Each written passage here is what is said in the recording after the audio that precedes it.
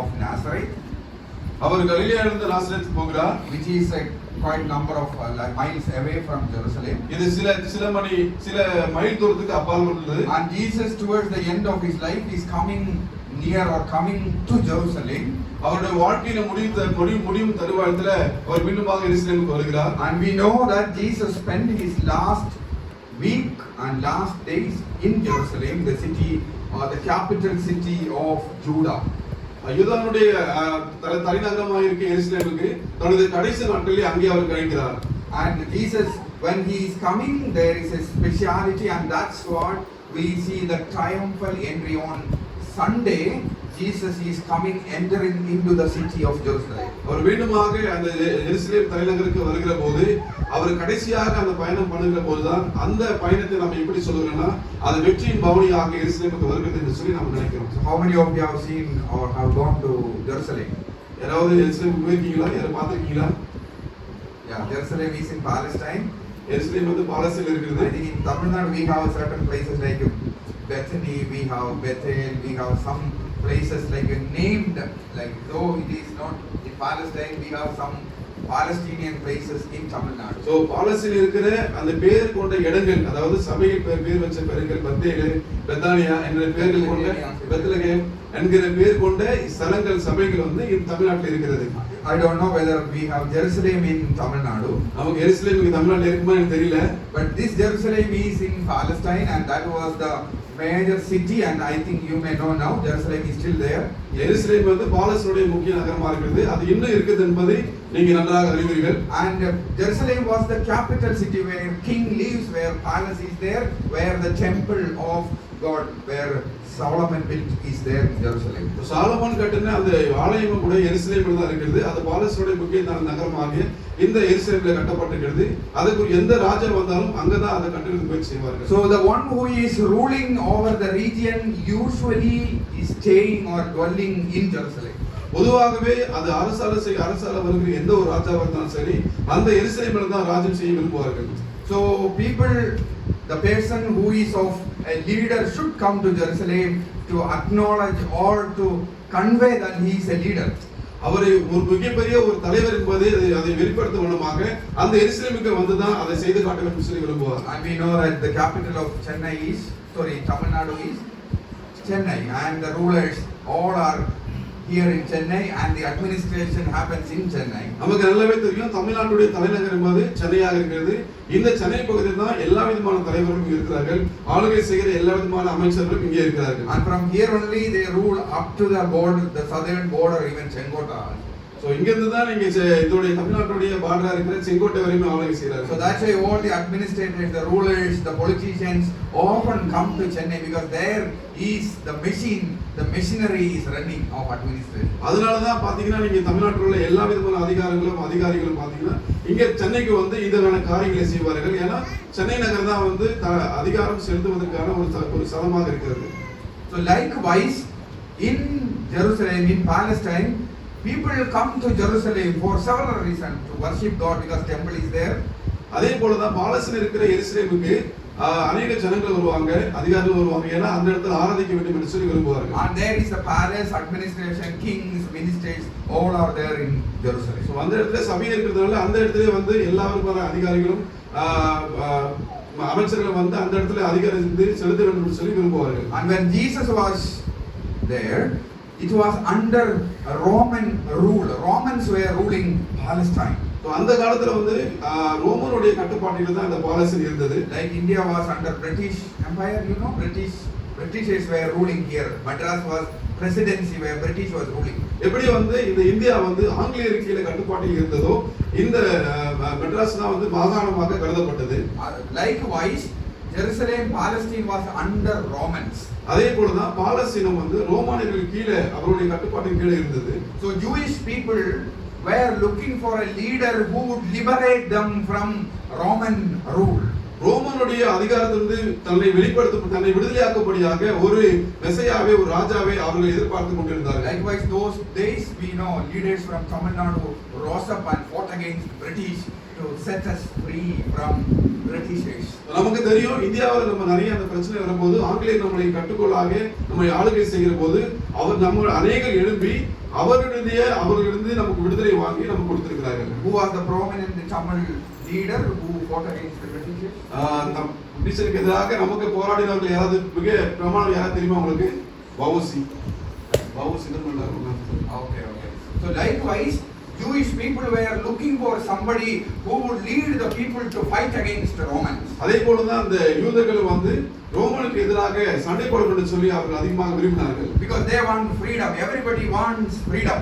எல்லாருக்கும் விடுதலை வேண்டும் என்பது போல அவர்களுக்கு விடுதலை அவசியமாக தேவைப்பட்டது. And most often we talk about freedom from political tyrannies or political rulers. அநேக நேரத்தில் இந்த அரசியல் அதிகாரிகளுக்கு நமக்கு விடுதலை என்பது அவசியமாக இருக்கிறது. So people join and we have political parties to fight against all those matters. இந்த அரசியல்வாதிகள் கூட நம்ம சேர்ந்து அதுக்காக நம்ம போராடுகிறது நம்ம செய்கிறோம். So likewise, when Jesus was like among the people, most of the Jewish people thought that he would be the one who can fight against Romans. இயேசு கிறிஸ்து அந்த யூத ஜனங்களோடு கூட கலக்கும்போது அந்த யூத ஜனங்கள் என்ன நினைச்சாங்கன்னா இயேசு கிறிஸ்து நமக்கு விடுதலை கொடுக்கிறவர், அவர்தான் வந்து ரோமனை வந்து எதிர்த்து போராடி நமக்கு வெற்றி கொடுப்பார் என்று சொல்லி அவர்கள் நம்பினார்கள். Because Jesus was a leader. Whenever he went there, people gathered and he used to speak well, he used to do miracles, and people recognized Jesus as a charismatic leader.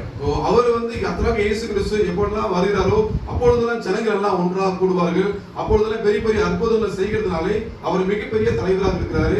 அவர் நிச்சயமாக நமக்கு விடுதலை கொடுப்பார் என்று சொல்லி அது குறித்து மிகுந்த ஆர்ப்பரிப்போடு கூட இருந்தார்கள் அவர்கள். So it is like whether our chief minister Stalin goes, we know there is a convoy, hundreds of people go with him always. So people know that this gentleman is a leader.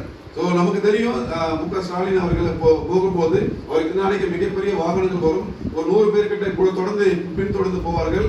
அப்படி போகிற போது எல்லாரும் அறிவார்கள் இவர்தான் தலைவர் என்று சொல்லி அறிந்து கொள்வார்கள். Jesus was moving like that. Whenever Jesus moved, there is a big crowd around him because Jesus was doing great things.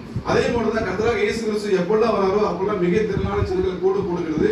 அப்படி கூடுகிற போது அவர் மிகப்பெரிய தலைவர் என்பதை அறிந்து கொள்கிறார்கள். So this தலைவர் now is coming to Jerusalem. இப்போ இந்த தலைவர் அவரு ஜெருசலேமுக்கு வருகிறார். That's what we call the triumphal entry. Jesus is coming for the first time in his life to Jerusalem. முதன்முறையாக இயேசு கிறிஸ்து ஜெருசலேமுக்கு மீண்டுமாக வருகிறதுனாலே அந்த பயணத்தை வெற்றியின் பவனி என்று சொல்லி நாம் அழைக்கிறோம். And we read brother Chinnaras who has read that Mark chapter 11, and what you read, he was in Bethphage or Bethany, the southern part of Mount of Olives. Olive மலையில் உள்ள தென் தேசத்து பகுதியில் தென்கிழக்கு பகுதியில் இருக்கிற பெத்பகே பத்தினாவுக்கு இந்த பகுதியில் இருக்கிற அந்த சிறு தூரம் மட்டுமே இருக்குது என்பதை சகோதரர் சின்ராஸ் வாசித்ததை நாம் பார்த்திருக்கிறோம். And when he is coming like a leader. He is coming with that crowd, that glory, and people are there around him. He is coming. அவர் கர்த்தராகிய இயேசு கிறிஸ்து வரும்போது மிகுந்த பெருமையோடு கூட அவர் மிகுந்த மகிமையோடு கூட வருகிறார் என்பதை அதை சுற்றி இருக்கிற ஜனங்கள் காண்கிறார்கள். So around 700 years before Jesus' time, prophet Zechariah prophesied about this kind of a coming of a leader to Jerusalem. இப்படிப்பட்டதான கர்த்தராகிய இயேசு கிறிஸ்துவினுடைய வருகை இந்த எருசலேமுக்கு இருக்கு என்பதை 700 வருஷத்துக்கு முன்பாக சகரியா என்கிற தீர்க்கதரிசி இதை உரைத்தார். And that's what we read in Zechariah chapter 9 verse 9. One of you can read that. அதான் நம்ம சகரியா 9ஆம் அதிகாரம் 9 நம்ம வாசிக்கிறோம்.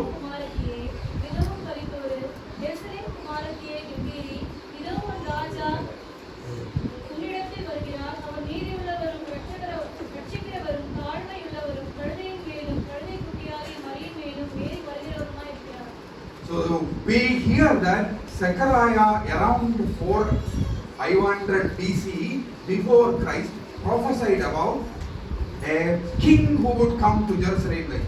அதுதான் சகரியா என்கிற தீர்க்கதரிசி 500 வருஷத்துக்கு முன்பாகவே இயேசு கிறிஸ்து பிறப்பதற்கு முன்பாகவே இதை குறித்து ஒரு ராஜா அவர் வருவார் என்று சொல்லி முன்பாகவே தீர்க்கதரிசனம் உரைத்திருக்கிறார். So Jesus is fulfilling that, and that's why he is coming here. It is saying he is coming on a donkey. அவர் என்ன தீர்க்கதரிசி என்ன சொல்றாருன்னா ஒரு கழுதை மேலே வருவார் என்று சொல்லி தீர்க்கதரிசி உரைத்ததனாலே கர்த்தராகிய இயேசு கிறிஸ்து இந்த தீர்க்கதரிசி நிறைவேறும்படியாக இதை அவர் செய்கிறார். Usually kings don't come on donkeys. பொதுவாக ராஜாக்கள் கழுதை மேலே வர மாட்டார்கள். Now Stalin will not go in Tata Indica car. இப்போ நீங்க வந்து ஸ்டாலின் வந்து டாடா இண்டிகா போக மாட்டாரு. I go because we are very weak, very ordinary people. எனக்கு தெரியும் நம்ம எல்லாம் சாதாரண மக்கள். So he will go in the most expensive, most luxurious, most secure car. அவர் மிகப்பெரிய நல்ல ஒரு பாதுகாப்பான வசதி மிக்க அப்படிப்பட்ட பெரிய கார்ல தான் அவர் போவாரு. Likewise, earlier time also kings usually go on horses and the most powerful horses like that only usually they go. அதே மாதிரி தான் அந்த காலகட்டத்திலும் பெரும்பாலான எல்லா ராஜாக்களுமே ஒரு மிகப்பெரிய ஒரு குதிரையில தான் அவங்க போவாங்க. மிகுந்த படைபலத்தோடு கூட கம்பீரத்தோடு அவர் போவார்கள். And if we read in the book of Revelation, we read about horses, white horse, red horse and all, because usually kings and the leaders come on horses. அதனாலதான் நீங்க வெளிப்படுத்தின விசேஷத்துல பார்க்கும்போது நீங்க வந்து சிகப்பு நிற குதிரைகள் வெள்ளை குதிரைகள் சொல்லி நீங்க பாப்பீங்க. ராஜா அதன் மீது வருவார்னு சொல்லி நம்ம வாசிக்கிறோம். But here the prophet prophesied about a king who would come on a donkey. ஆனா இந்த இடத்துல அந்த தீர்க்கதரிசி எப்படி உரைக்கிறார்னா ராஜாவானவர் கழுதை மேல வருவார் என்று சொல்லி அவர் சொல்றார். And to fulfill that, Jesus is doing exactly that. He goes, and we read in the New Testament Mark, Jesus goes and find a colt and untie and coming on. மார்க்கில் 11ஆம் அதிகாரத்துல வாசித்தபடியாக அந்த தீர்க்கதரிசனங்கள் நிறைவேறும்படியாக கர்த்தராகிய இயேசு கிறிஸ்து கழுதை குட்டியினை அவர் கண்டுபிடிச்சு அவர் தன் சீஷரை சொல்லி கண்டுபிடித்து அதை வந்து அவிழ்த்து அதன் மீது பயணம் செய்கிறார். And that was to fulfill what the prophets foretold about the king coming into Jerusalem. அதுதான் கர்த்தராகிய இயேசு கிறிஸ்து ராஜாவாக வருவார் என்பதை முன் அறிவித்த அந்த காரியத்தை நிறைவேற்றும்படியாக கர்த்தராகிய இயேசு கிறிஸ்து இதை செய்கிறார். And even the book of Genesis chapter 49 verses 10 and 11, one of you can read Genesis 49 10 and 11. இப்போ நீங்க ஆதியாகமம் 49ஆம் அதிகாரம் 10 இருந்து 11 வசனம் வரை வாசிக்கிற போது அது இன்னும் வெளிப்படையாக சொல்லப்படுகிறது. கழுதையானது எந்த செடியில கட்டப்பட்டிருக்கிறது என்பதை திராட்சை செடியின் ஓரத்தில் கட்டப்பட்டிருக்கிறது சொல்லப்படுகிறது. சமாதான கர்த்தர் வருவாரும் செங்கோல் யூதாவை விட்டு நீங்குவதும் இல்லை. நியாயப்பிரமாணிகன்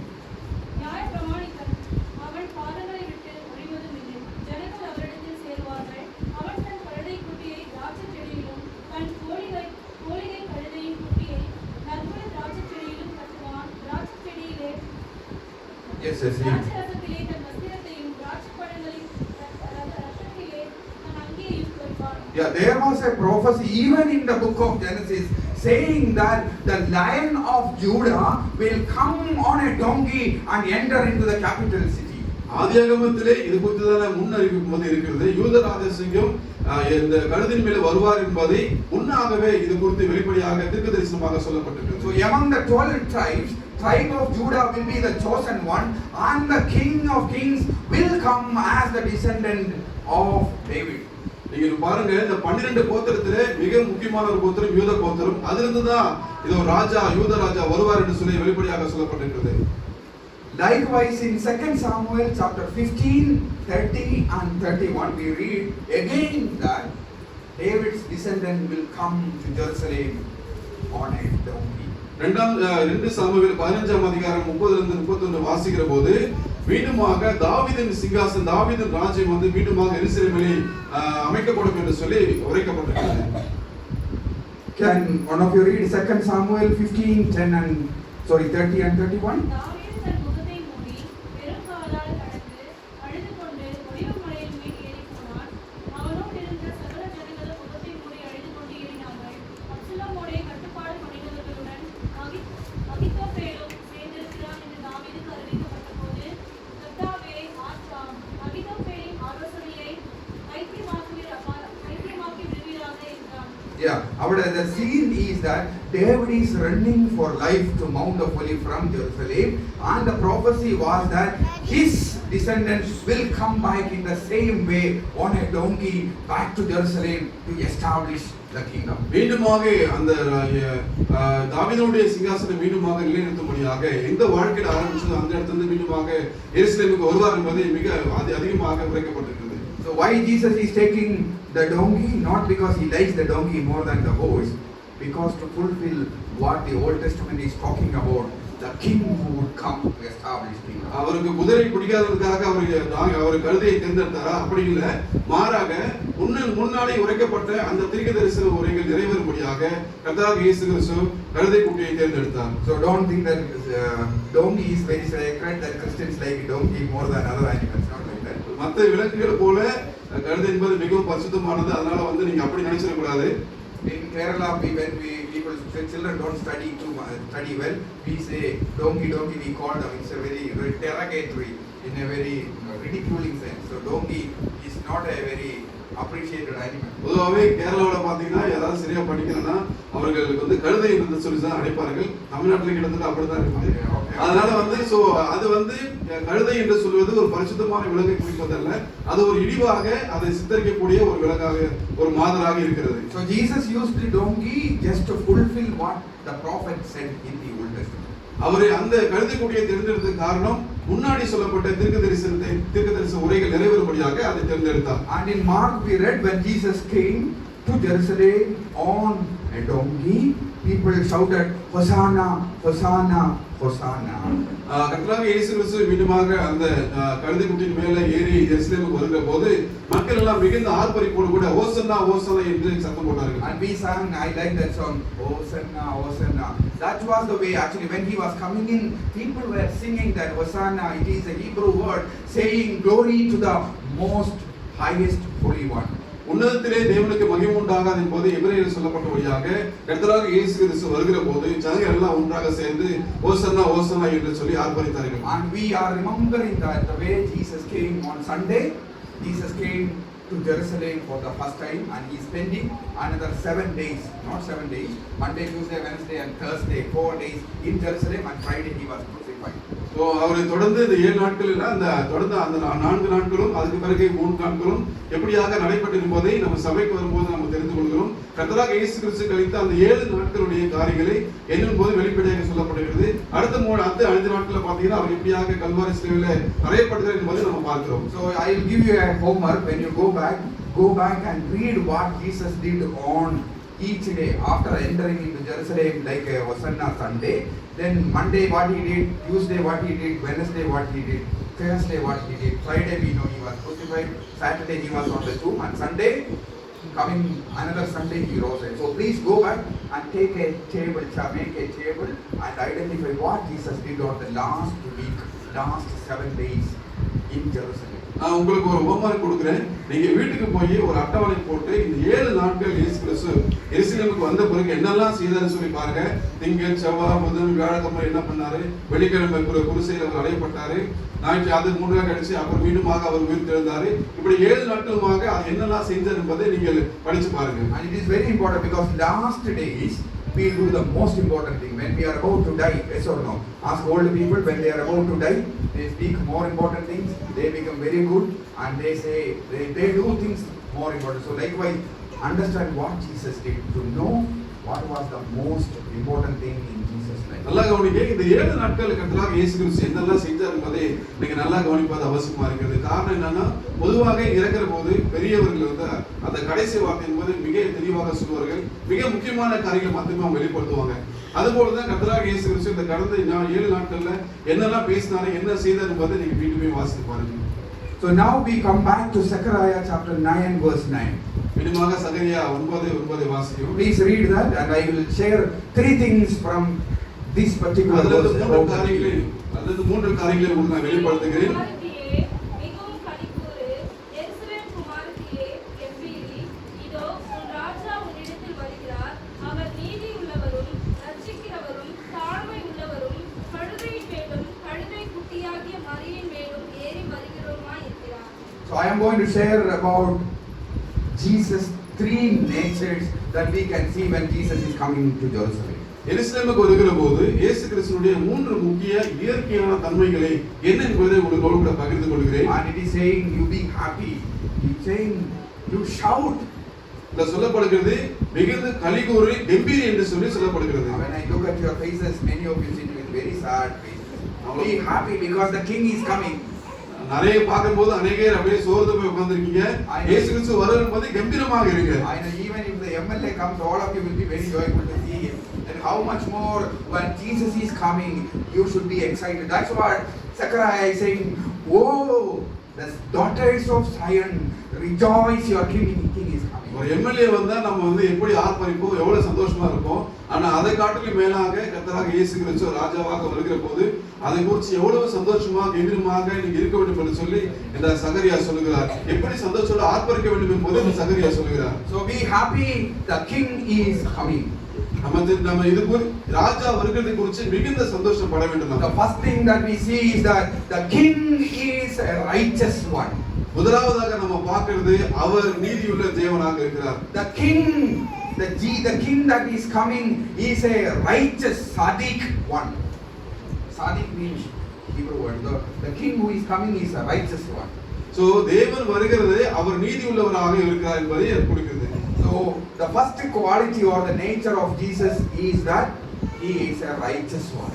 முதலாவதாக குணம் என்னவென்று சொன்னால் அவர் நீதியுள்ள தேவனாக இருக்கிறார். So all of you say Jesus is the righteous one. எல்லாரும் சொல்லுங்களா இயேசு கிறிஸ்து நீதியுள்ளவர் என்பதை. Say it once again. மீண்டுமாக சொல்லுங்க. What do we mean by righteous? நீதிமான் என்னது? It is saying the right relationship with God. அதனுடைய அர்த்தம் என்ன சொன்னால் கடவுளோடு கூட ஒரு சரியான உறவில் இருப்பது. The basic meaning of righteous is that right relationship with God the Father.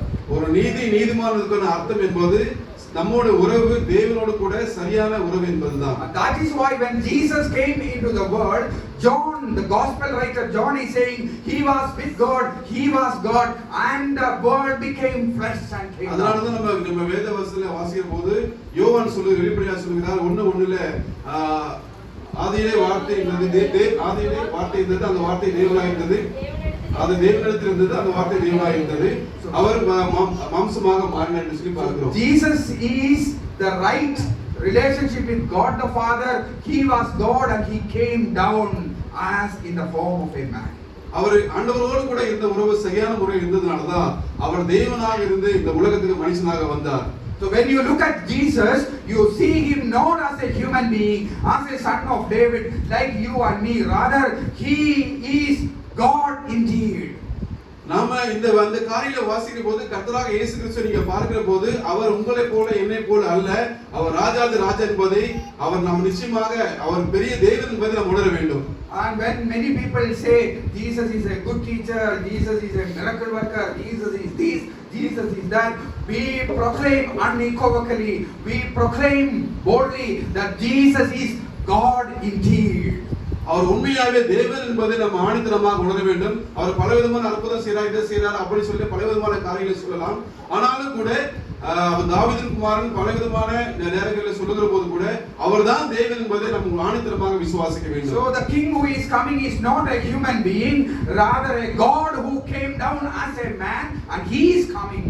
அவர் ராஜாவாக ஒரு மனுஷனாக வரவில்லை, மாறாக தேவனாக மனுஷனாக இந்த பூமிக்கு வந்தார் அவர். So when people ask you who is God, tell them very clearly that Jesus is God. நிறைய பேர் கேட்பாங்க இயேசு கிறிஸ்து யார் என்று சொல்லி, அவர் நிச்சயமா சொல்லுங்க கர்த்தராக இயேசு கிறிஸ்து தேவன் சொல்லி சொல்லுங்க. So that's why when we pray Jesus, we pray Jesus heal us because he is God. We can pray to Jesus Christ. நாம எப்பொழுதெல்லாம் ஜெபிக்கிறோமோ ஆண்டவரே எங்களை சுகமாக்கு என்று சொல்லி ஜெபிக்கிற போதெல்லாம் அப்பொழுது தேவன் நமக்கு சுகத்தை கொடுக்கிறார். That's what we read in the gospel when people cried out, "Oh Jesus, son of David, have mercy on us," and Jesus healed because he was God indeed. அதனால தான் நம்ம நிருபங்களை வாசிக்கிற போது ஆண்டவரே எங்கள் மீது இரங்கும் என்று சொல்லி சொல்லுகிற போது ஆண்டவர் அவரை இறங்கி அவரை சுகமாக்குகிறார். So when you look at Jesus, what do you see? We see Jesus as the righteous one who has a right relationship with God. அதனால தான் நீங்க வேதங்களை வாசிக்கிற போது இயேசு கிறிஸ்து யார் என்று சொன்னால் அவர் நீதியுள்ளவர், அவர் நீதிமானாக இருக்கிற தேவன் என்பதை அறிந்து கொள்ள வேண்டும். And the second aspect of righteous is that he will do only righteous things. அவர் இரண்டாவது இந்த காரியத்துல இரண்டாவது பகுதி அவர் நீதியான காரியங்களை மட்டுமே அவர் செய்வார். That means he will do only right things. காரணம் அவர் நீதி உள்ளவராக இருக்கிறதுனாலே அவர் நீதியான காரியங்களை மாத்திரம் செய்வார். How is our political leaders, our rulers? நம்ம ஆளுகை செய்கிற அதிகாரிகளும் அரசியல்வாதிகள் எப்படி இருக்காங்க? We know whether they are righteous or whether they do justice. நமக்கு தெரியும் அவன் எந்த அளவுக்கு உண்மையாக நியாயம் செய்கிறார்களா நீதியா செய்கிறாங்கன்னு சொல்லி நமக்கு நன்றாகவே தெரியும். All the rulers, the chief ministers, the MLAs, when they take an oath, they take in the constitution, they hold their hand and say, I will do justice, I will always speak right things, I will not involve in anything that is wrong. So எப்பொழுதெல்லாம் அமைச்சர்களும் முதலமைச்சர்களும் இல்ல மற்ற அமைச்சர்களும் அரசியல்வாதிகளும் இந்த முன்னாடி வந்து ஒரு உடன்படிக்கை வாசிப்பாங்க. அவங்க அதுல வாசிக்கிற போது அவங்க என்ன சொல்லுவாங்கன்னா, நான் நீதியும் நான் உண்மையும் மட்டும்தான் நான் சொல்லுவேன், இதை மட்டும்தான் செய்வேன், எதுக்கு எந்த விதமான அநீதி நான் செய்ய மாட்டேன்னு சொல்லி அவங்க வாக்குறுதி கொடுப்பார்கள். Right after saying that, taking the hands off, they start telling lies and started doing all kinds of drama we know. அந்த புத்தகத்துல கைகள் எடுத்த பிறகு அவர் எப்படி எல்லாம் நாடகம் ஆடுகிறார்னு சொல்லி நமக்கு நன்றாக தெரியும். Dear friends, Jesus is the only king, only ruler who does always right things, who speak right things. He is just. அருமையான நண்பர்களே, நல்லா கவனிங்க. கர்த்தராகிய இயேசு கிறிஸ்து மட்டும்தான் அவர் உண்மையான தெய்வம், உண்மையான அதிகாரியாக இருக்கிறார். அவர்தான் உண்மையான காரியங்களை நீதியாய் செயல்படுகிறவராக இருக்கிறார். So that's why we love Jesus, because he will not speak lies, he will not do injustice. அவர் ஒரு நாளும் அவர் பொய்யுள்ள அவரையாத தேவன். அவர் நீதியை செய்கிறதுனாலே அவர் நீதியுள்ள ராஜாவாக இருக்கிறார். Amen. Praise the Lord. Praise the Lord. We have one ruler, one king who is just, who is true, who is speaking, walking straight.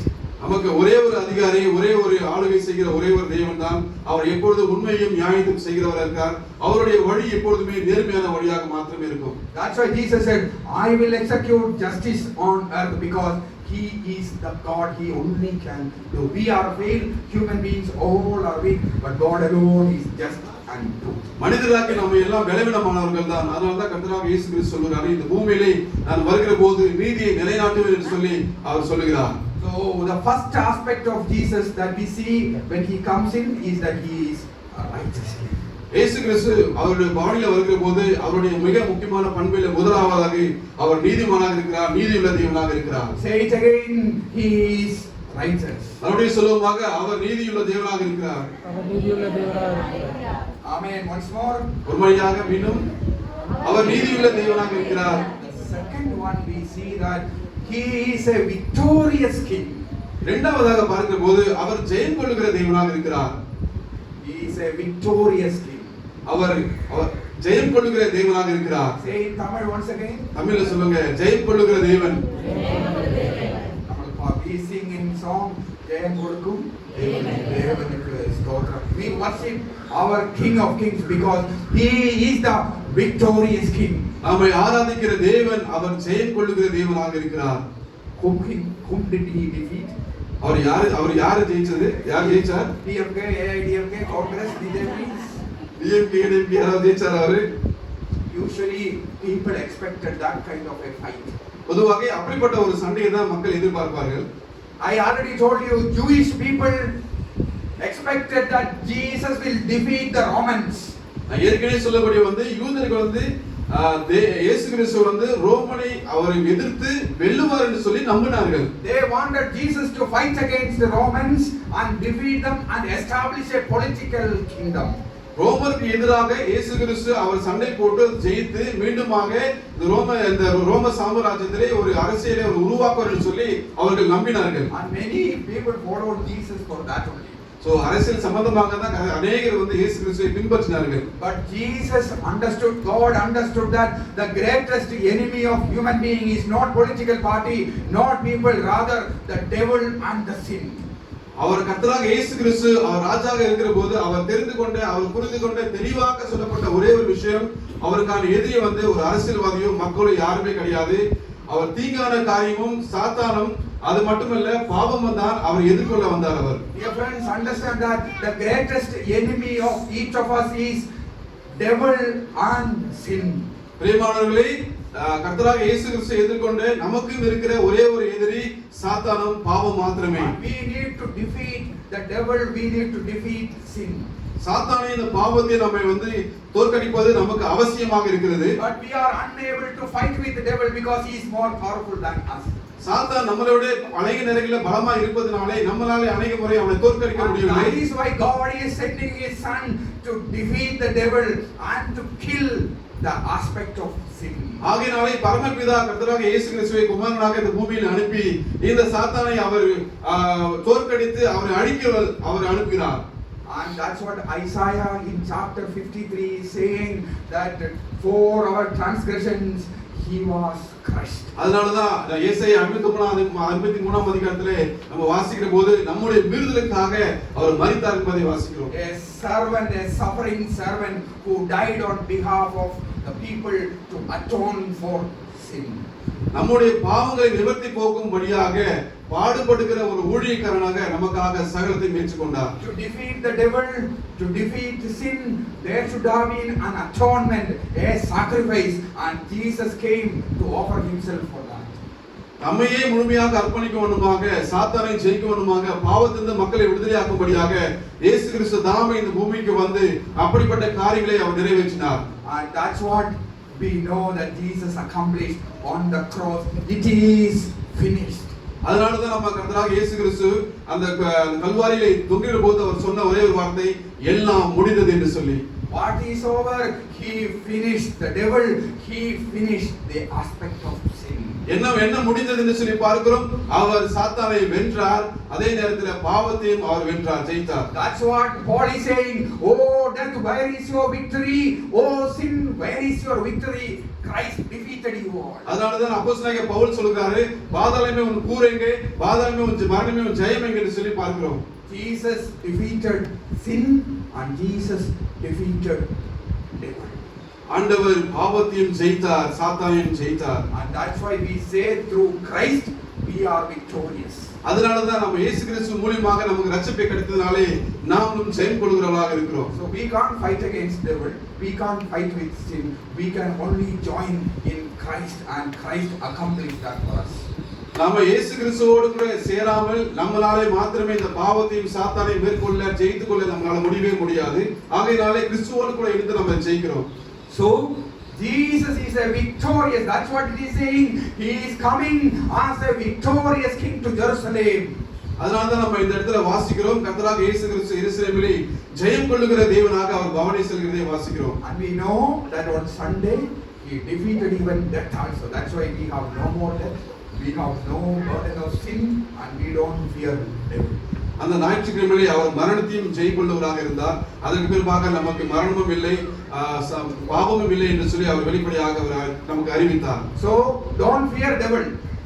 நீங்க சாத்தானை குறித்து பயப்பட வேண்டாம். Don't fear devil because Christ crushed him. Because கர்த்தராகிய இயேசு கிறிஸ்து அவனை நொறுக்கி போட்டார். Don't worry for sin. பாவத்தை குறித்து நீங்க கவலைப்பட வேண்டாம். Christ paid the price for our sin. நமக்கான பாவத்துடைய காணிக்கையை அவர் தேவன் தாமே செலுத்தினார். And don't worry for death. மரணத்துக்காக நீங்க ஒருபோதும் கவலைப்பட வேண்டாம். Christ defeated death through resurrection. கர்த்தராகிய இயேசு கிறிஸ்து உயிர்த்தெழுந்த மூலமாக மரணத்தை அவர் ஜெயித்தார். So we will also rise again. மீண்டுமாக நாமளும் உயிர்த்தெழுவோம். அதனால சர்ச்சில் வரும்போது எப்படி வரணும்? சந்தோஷமா இருக்கணும். Because we are victorious ones. நாம ஜெயம் பெற்றதுனாலே எப்பொழுதெல்லாம் சபைக்கு வரீங்களோ மிகுந்த சந்தோஷத்தோட நீங்க வரணும்.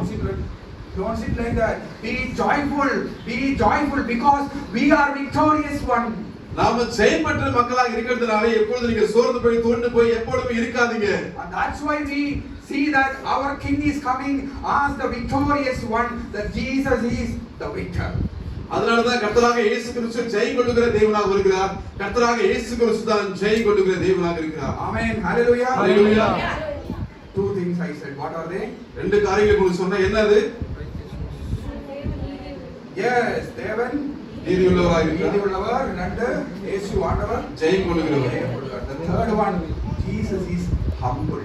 மூன்றாவதாக தேவன் தாழ்மையுள்ளவராக இருக்கிறார். Jesus is humble.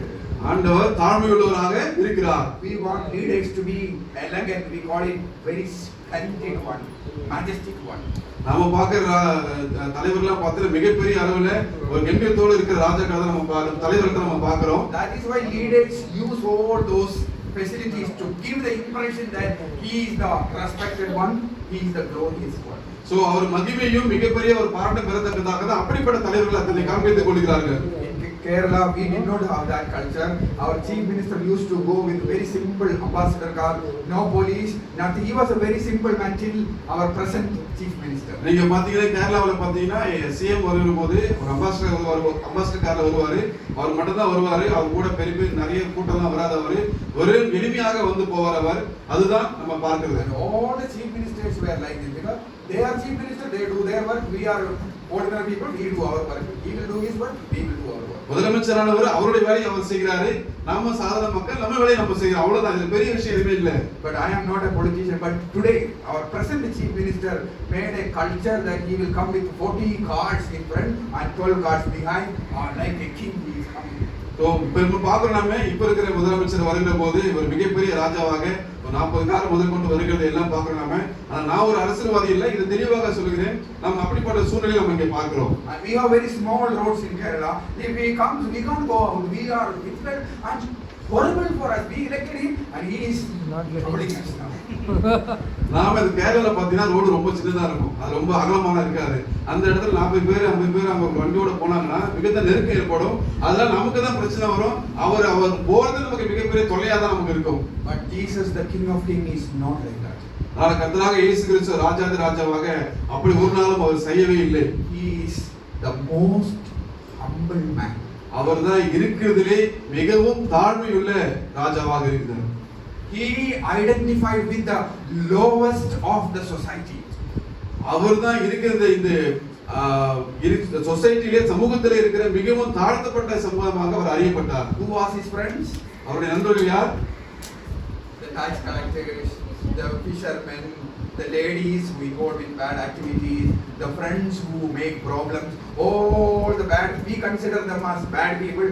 They were friends of Jesus Christ. அவருடைய நண்பர்கள் நீங்க பாத்தீங்கன்னா மிகவும் எளிய மனிதர்களாக இருப்பார்கள். வரி வசூலிப்பவர்கள், மீன் பிடிக்கிறவர்கள், பலவிதமான தன்னுடைய வாழ்க்கையில செய்யக்கூடாத காரியங்களை செய்கிற ஒரு பெண்ணோடு கூட சீசராக இருப்பாங்க. அது மட்டும் இல்ல பல தவறான காரியங்களை செயல்படுகிற அப்படிப்பட்டவர்கள் தான் அவர் சீசராக இருப்பார்கள். And that's why he was able to win the world. We can win only the world through lowliest means.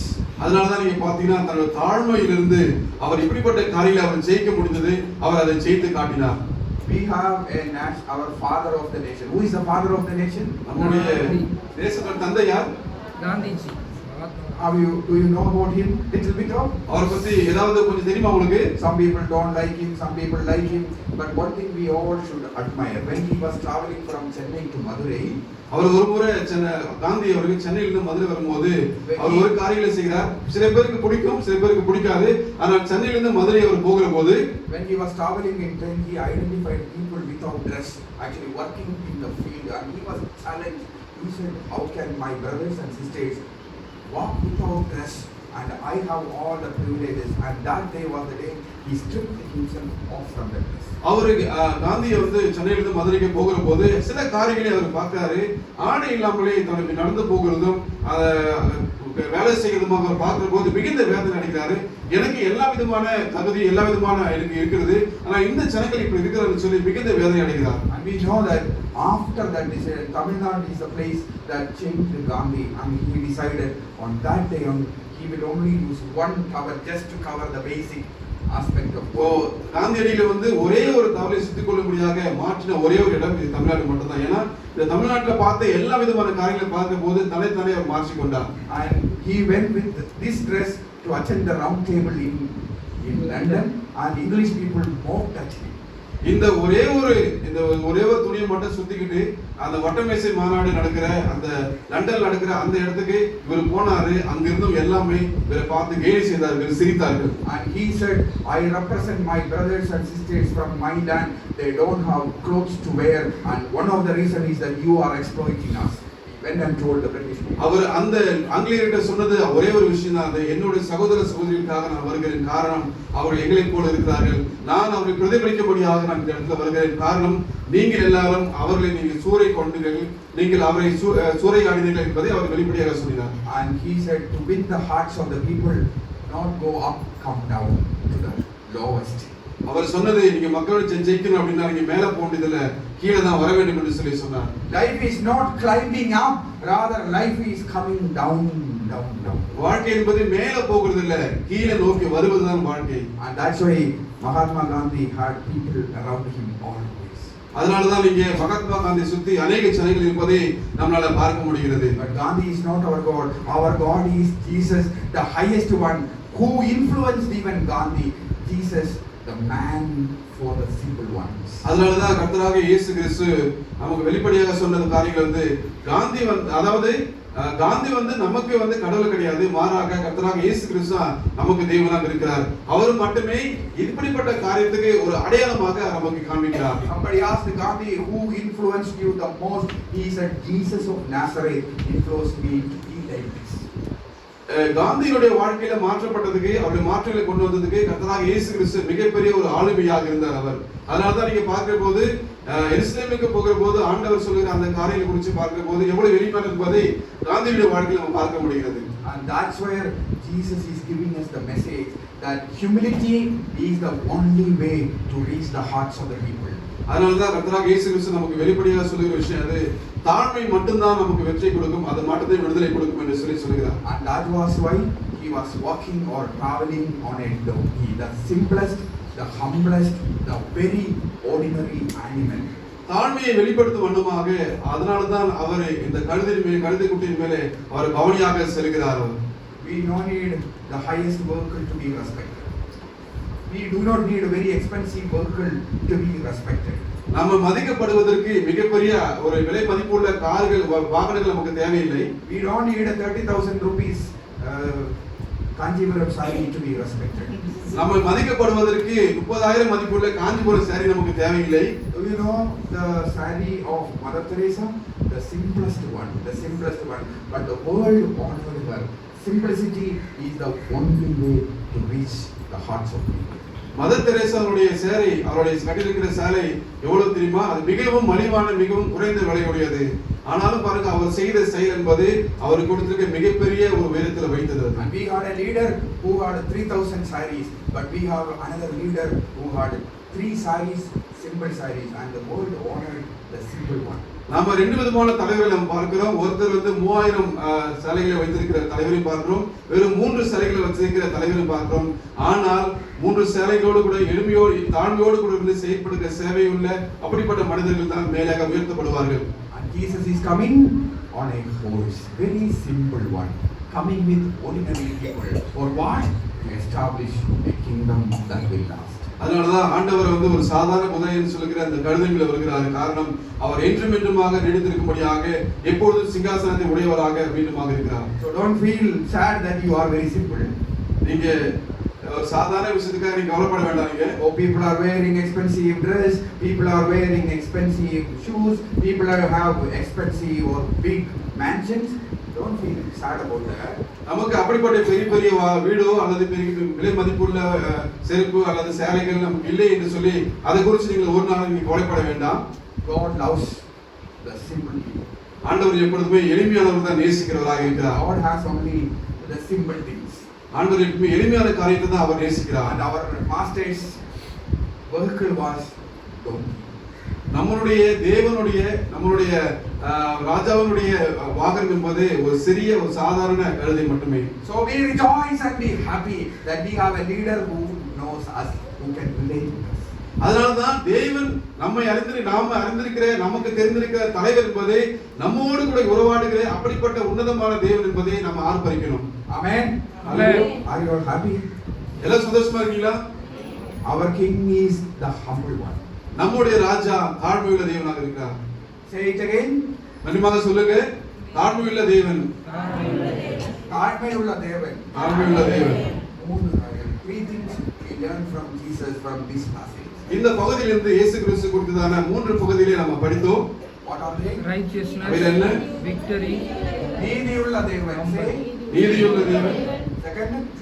ஜெயமுள்ள தேவன். Third. தாழ்மையுள்ள. And we love him. Do you love Jesus? நீங்க இயேசு கிறிஸ்துவை நேசிக்கிறீங்களா? We love him because he is righteous, because he is victorious, because he is humble, and that God is the King of kings. அவர் ராஜாதி ராஜாவாக இருக்கிறார். அவர் நீதி உள்ளவரும், அவர் ஜெயம் கொள்ளுகிறவரும், அவர் தாழ்மை உள்ளவராக இருக்கிறதுனாலே அவர் எப்பொழுதும் ராஜாதி ராஜாவாக இருக்கிறார். And we follow that king. நாம் அப்படிப்பட்ட தேவனை, அப்படிப்பட்ட ராஜாவை தான் நம்ம பின்தொடர்கிறோம். So we are in his party. Our leader is Jesus, and we follow him only. நம்மளுடைய தலைவர் கர்த்தராகிய இயேசு கிறிஸ்து மட்டும்தான். நாம் அவருடைய அரசியலில் நம்ம பங்குள்ளவர்களாக இருக்கிறோம். அவர் மட்டுமே நம்ம ராஜாவாக இருப்பார். And sing Hosanna to him. அவருக்கு ஓசனா என்று பாடலை பாடுங்கள். Hosanna. ஓசன்னா. Praise the Lord. Praise the Lord. Amen.